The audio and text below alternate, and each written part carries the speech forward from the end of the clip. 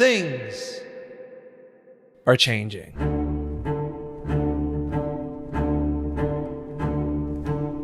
If you teleported someone from 10 years ago to today, their first impression would be that not much has changed. Phones got bigger, prices went higher, and GTA 6 still hasn't come out yet. But us who have actually lived through that period though, we know the truth. We know nothing is the same.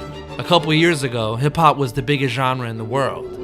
Now it's dead. Just yesterday, everyone was holding their tongue and staying PC. Now, nobody cares. Today I want to answer the question on everyone's mind. What the fuck happened? These are the 5 stages of a culture shift.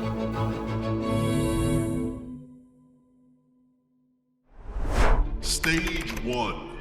Beginning. Welcome to the year 2014. We're here at the tail end of Obama's presidency. V-necks are cool, Instagram filters and Vine videos are at their peak. Nuts. Got him. My name is Jeff. Everyone is doing the Ice Bucket Challenge, and Happy by Pharrell Williams is the biggest song on the planet.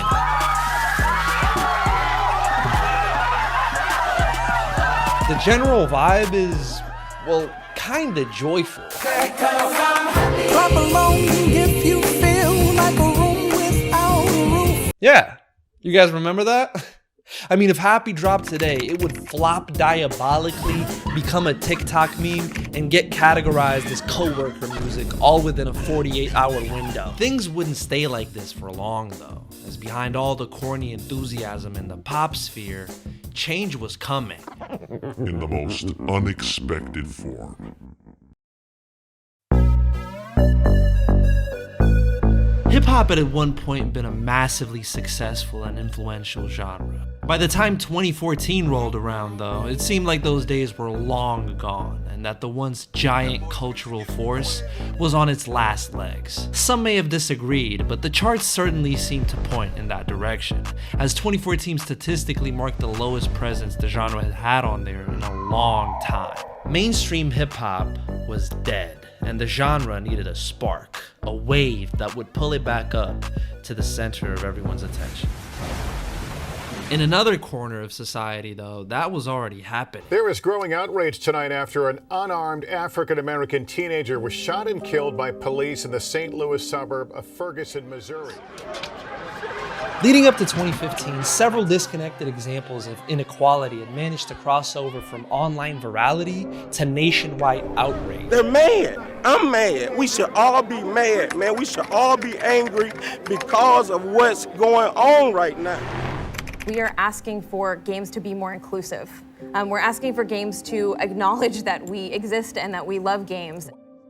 With the rise of social media, there was a growing feeling that everyday people now had the power to make an actual change. Nobody really knew at the time, but this was only the beginning of something much greater. In stage 1, the seed is planted, a foundational idea is shared amongst the collective. The vibes are in the air, okay? And now it's up for people to grab them and make them into something real. Most movements stop here, but every so often, they move into Stage 2. Rise. Seeing the stale atmosphere hip-hop's veterans had left behind, the new generation decided to try something different. Hold up, Thug wanna play some new shit.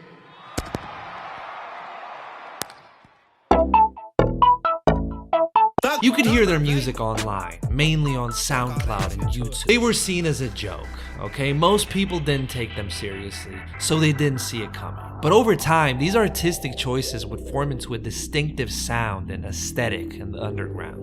And soon enough, with nothing happening in the mainstream, these fresh ideas would begin rapidly gaining traction. By the time 2016 rolled around, SoundCloud artists were blowing up overnight. Move them bricks at the bell like ooh, diamond on wrist and look like glue, diamond on wrist and look like glue. Walk in the Water, yeah, water, goddamn, water, water.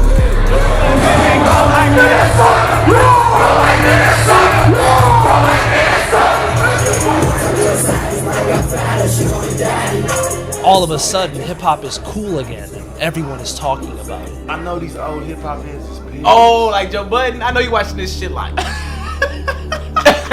Put up on your bitch, she suck my dick, and then you kissed the twin. That's the worst freestyles I ever heard in my life. Memes, debates, and micro trends are at an all-time high. I just read about this kid who spent 15 hours saying Gucci Gang. The new wave is coming, and everyone can feel it too. It's 2016, the year most Gen Zers talk about like it was the last time they felt happiness. And I'm Gen Z, and they're absolutely right. That shit was just different, I'm sorry. Like you put your Yeezys on, grab your hoverboard, go out in the street, open the Pokemon Go app. You go online and there's like a new Vine trend. Damn, Daniel, back at it again with the white band. Damn Daniel, Mannequin Challenge, Running Man, Juju on that beat. No real worries, just Harambe, killer clowns, and the 73-9 Warriors. Like compare that shit to now, all these new generations have is 6'7", 6'7". What you know about the dab? Young Buck? The fuck? You wish you were Unk. You wish you were Unk. Back into the real world, and things are heating up. As Trump gets elected president, more and more people start feeling a responsibility to stand up and finally say something. At this point in time, the outrage we saw at the start of the decade started becoming more and more frequent. As useless as that sounds, they actually made a difference. The Me Too movement exposed high-profile predators and sent a lot of them to jail. Bill Cosby, R. Kelly, Weinstein, and Kevin Spacey all get packed up. It's over with. The internet finally made people answer for their shitty past. Colin Kaepernick sitting down, he said, to take a stand against the growing number of unarmed black men killed by police and racial injustice in general. We just got out of a long-term relationship with a very boring but sensible person, and now we're dating a whore. Thousands of Americans enraged by the man voted into office by millions of other Americans. Fake hair, she's racist, she's always lying, we don't care! You don't have an option, you have to stand up, speak up, act up! On Hollywood's biggest night, it was activism that took center stage. So I'm hyperventilating a little bit. If I fall over, pick me up because I've got some things to say. Our voices joining together in a mighty chorus that is finally saying, time's up. We put up monuments for the feminists. Tell the NRA they in God's way. As we moved closer to the end of the decade, those who never had a voice increasingly started banding together, and seeing the positive effects their actions could now have, thought to themselves, maybe we can actually do this. Stage 2 occurs when all those people who shared a common idea in Stage 1 start linking up, connecting, and building towards a common goal. The new wave is in full effect and ascending rapidly into Stage 3, Peak.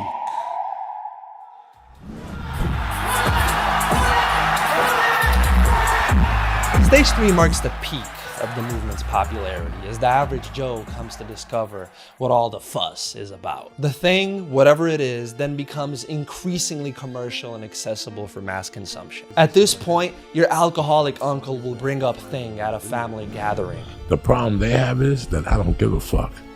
They don't cancel me, I cancel them. Your parents ask you about Thing. SNL makes an awkward skit on Thing, which will make you slightly uncomfortable and chuckle one time.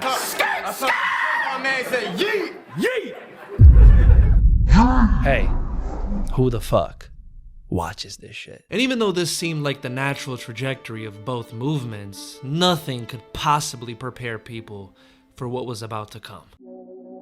Good evening and thank you for joining us. We are going to begin right now with breaking news because the World Health Organization has declared the coronavirus outbreak a pandemic. COVID just hit. Everyone's inside and scared.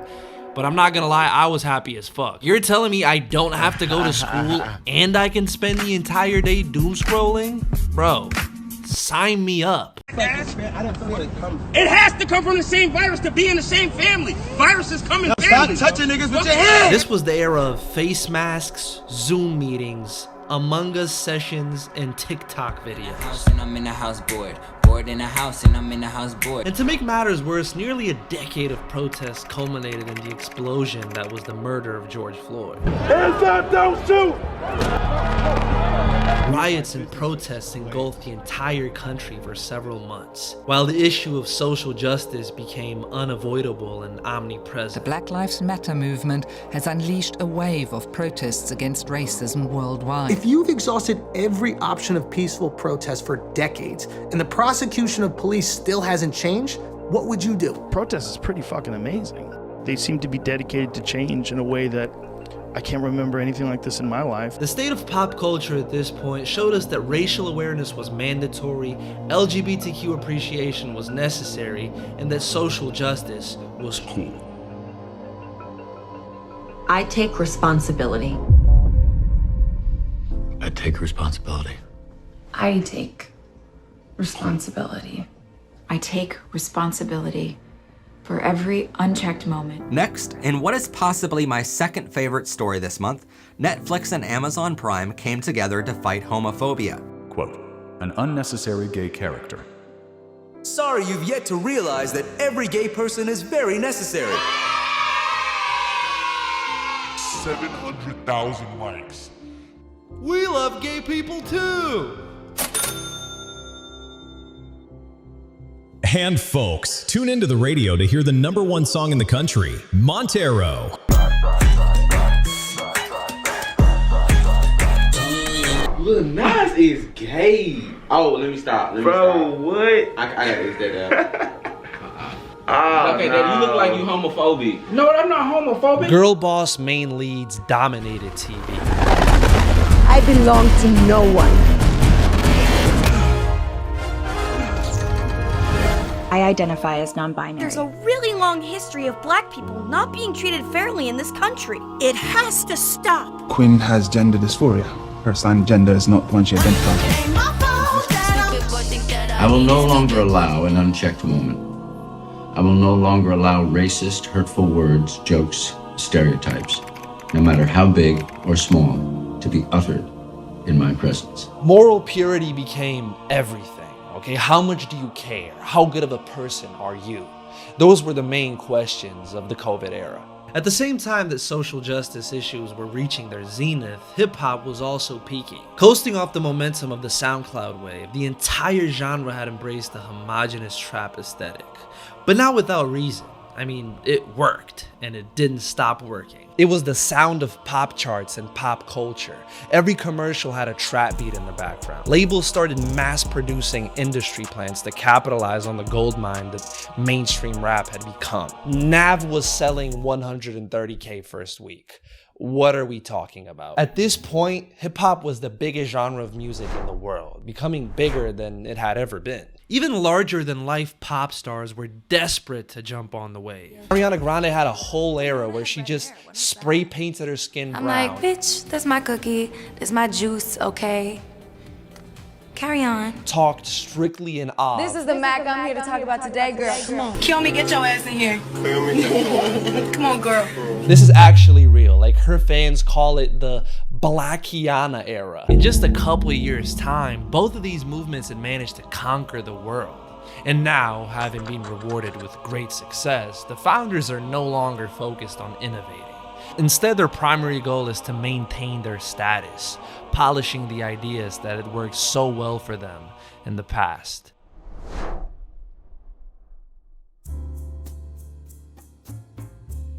Meet Drake. It's the end of 2021 and he's the biggest rapper in the world. Larger than life and in complete control of hip-hop. It hadn't always been this way though. Once upon a time, he was just an awkward, geeky kid who stuck out like a sore thumb amongst his rapper peers. I just want to make music that people enjoy, you know? While on radio, young Drake might have been a rising star and hitmaker, amongst the hip-hop community, he was a laughing stock. I don't like anything about Drake. Mom, I don't like his voice. I don't like what he talks about. I don't. See, I be trying to tell these face. I don't like the way he walks, like nothing. I don't like his haircut. An emotional pussy who talked about women and feelings too much. He's so emotional, man. When did rap become that? He'll just make a song that's just like, oh, I'm crying. From that point on, Drake did everything in his power to dominate the rap game.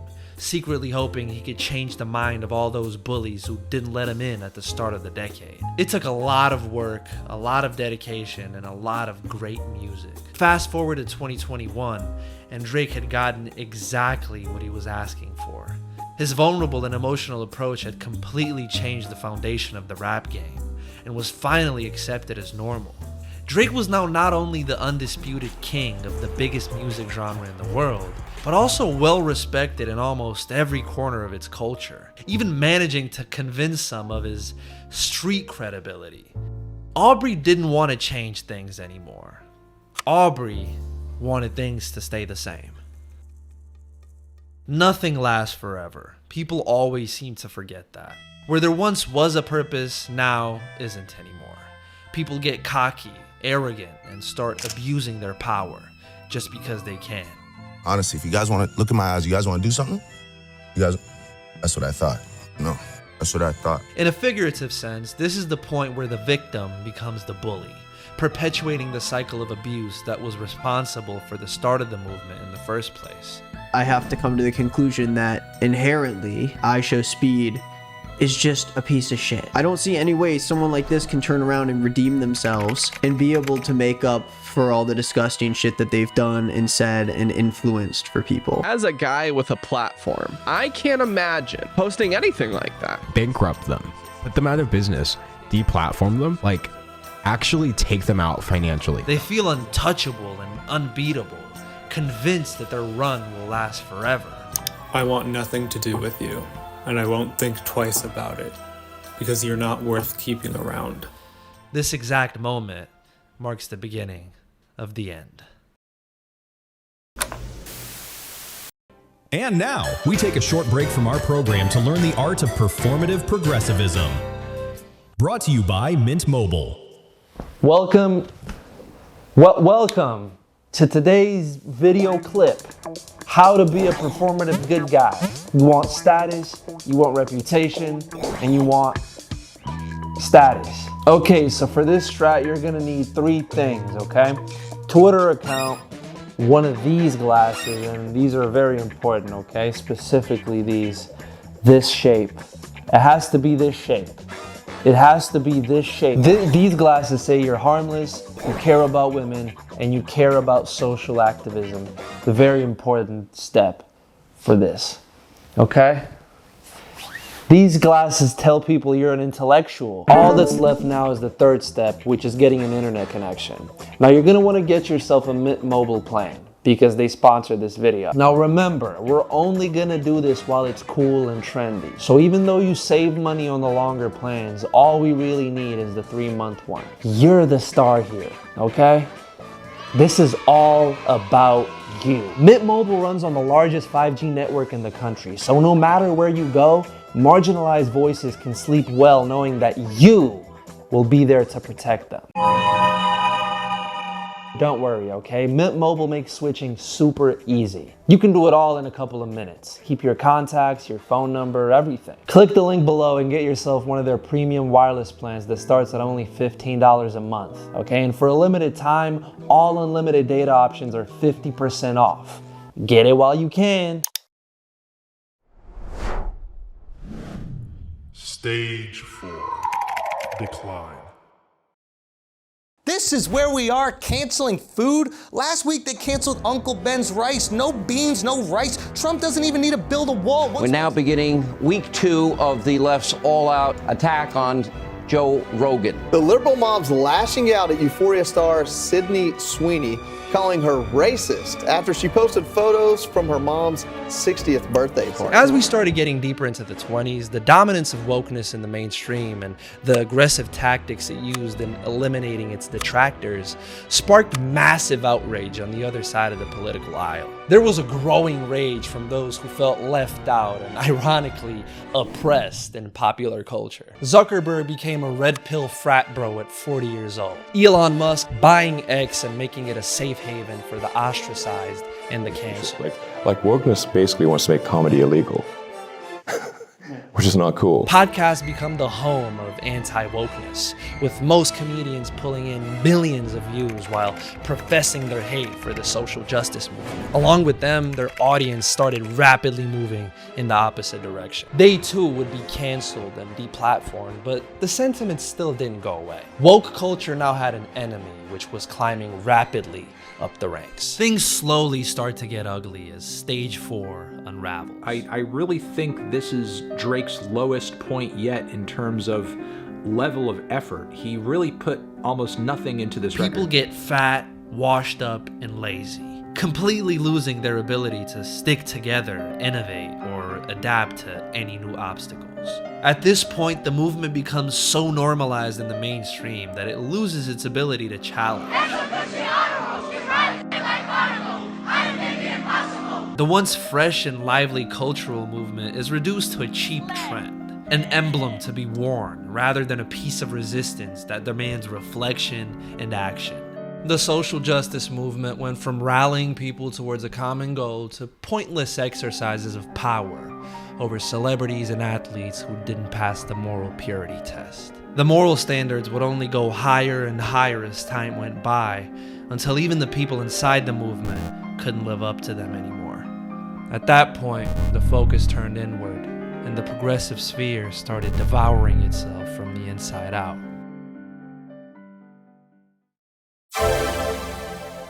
Word to my mother, I really got the Joe Biden pinatas on deck. People moved past COVID like it never happened and went right back outside. Y2K aesthetic dominates everything. Baggy pants are back in style. It's a new day where virality is more important than ever. Streamers have become the new celebrities. Ye goes DEFCON 3. You can't say out loud that this person ever did anything good, and I'm done with that. Barbenheimer. Hip-hop is rapidly falling off both in quality and popularity. Nobody knows what to do. How do you stop stage 4 from happening? Well, the answer is simple. You don't. There's really only one thing you can do at this point. Speed up the inevitable.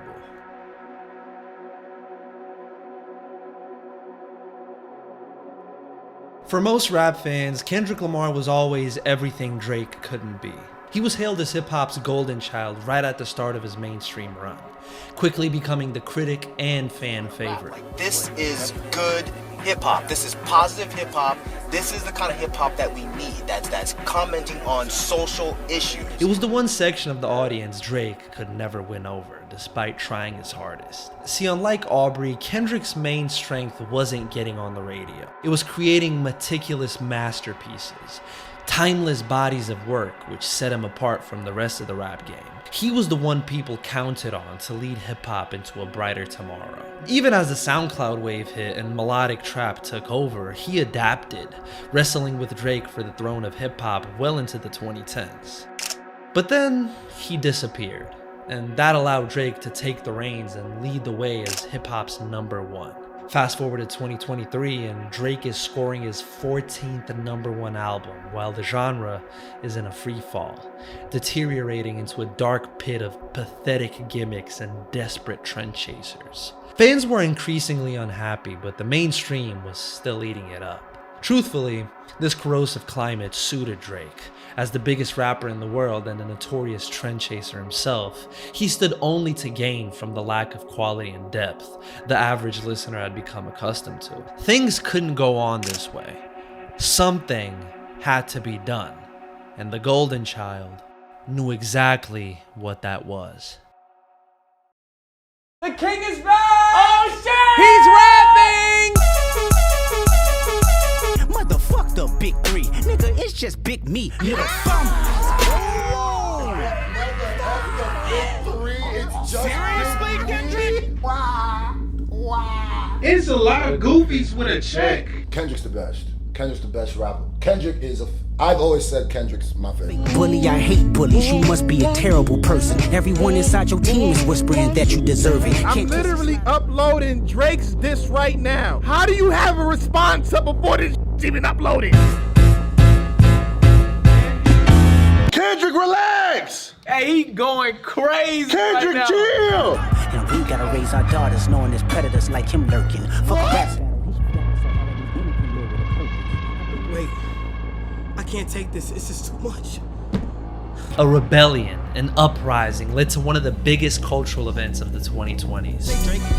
I hear you like I'm young. You better not ever go to cell block 1. A rap battle in which Kendrick Lamar destroyed Drake, slaying the flag bearer of late-stage commercial trap, and finally saying what the culture was feeling out loud. Enough with the hollow, lazy, and unoriginal. We need music that's creative, deep, and inspired. Everybody had their fun, but now the party is over, and it's time for something real. If you say you're voting for Trump, suddenly you're a Nazi, you're Hitler, you're garbage. Enough. Enough. They just want no Trump, no matter what, and they're willing to gaslight themselves. Hey, so remember all those anti-woke guys from earlier in the video? Yeah, they didn't go away. As a matter of fact, they only multiplied and grew stronger as the public sentiment shifted further and further away from social progressivism. It wasn't just a fleeting feeling. It was a burning hatred towards the status quo that required drastic change. A fire had been started, and no one was putting it out. It is now official. CNN projects that Donald Trump has been elected president, defeating Vice President Kamala Harris and making a political comeback unlike any. 47th president of the United States. The former president's comeback.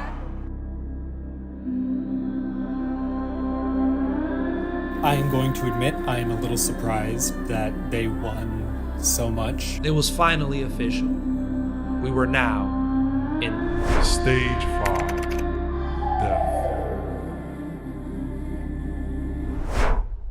And that's it. Here we are.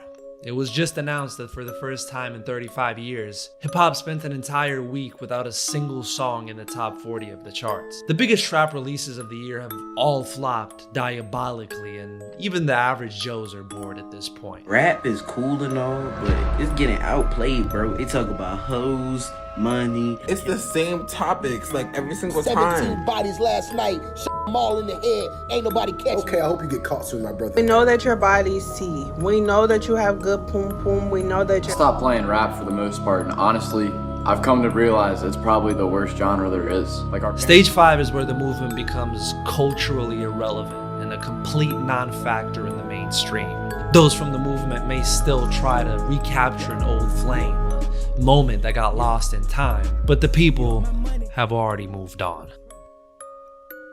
The old moves don't work anymore, the shots aren't falling, and the crowd is as quiet as a church mouse. The power has been completely stripped from its previous holders and put into the hands of people who were made to feel silenced, mocked, and left out before.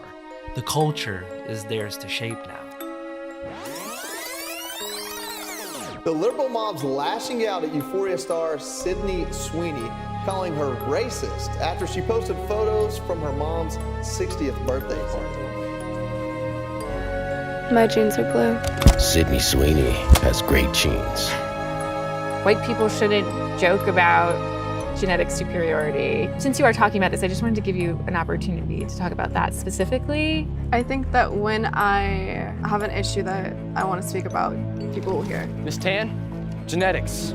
I just got my color analysis back. There is a cultural shift happening in the US. We're seeing a move away, even in these commercials that are so typically woke. The zeitgeist showed it wasn't cool to be progressive or liberal anymore. When you're walking down the street late at night, guess what you're looking for? Black people. And you equate that with danger. Another human I would just deport immediately. We are just so unbelievably fed up with the ghetto ratchet behavior, entitlement, the victimhood. Platforms no longer care about political correctness. Corporations no longer celebrate Pride Month. Google, no change. IBM, no change. Microsoft, no change. Or any month for that matter. It's like they never cared about anything. Wow. Interesting. Even Starbucks roached out on the gays? Country is taken over as the most popular genre of music. You have been the light of the day. You are such a gift. You brought such light. Look around you. Everything is a byproduct of what came before it. The overbearing need for social responsibility and pure morals of years past has now been replaced by a culture ready to eat up whatever seems authentic. no matter how shitty at its core. When something feels too clean, people crave mess. When everything's ironic, sincerity starts to look rebellious. Every era gives us ideas and moments that change the world as we know it. Then, we move on. The social justice movement didn't vanish, it dissolved. It was absorbed into the culture. The language changed, the expectations changed, and the boundaries moved. And once that happens, it stops feeling like a movement at all and just becomes the new normal. The past decade of hip-hop has been liberating. The genre doesn't take itself nearly as seriously anymore. The gender norms have been broken, and artists are free to bend their voices, their images, and their identities however they want. The demand for change has been met. The movement has served its purpose. Death is inevitable. Death is healthy. Nothing, no sound, no movement, no era can or should stay mainstream forever. Now that the people have made their money and the vultures have moved on, it's time for a reset. It's time to go back underground and come up with something new. The Kendrick-Drake beef wasn't just a rap moment. It was a reminder. Culture changes when someone chooses to change it.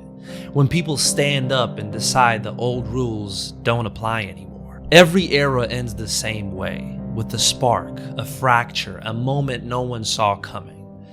And maybe, just maybe, we're closer to that moment than we think.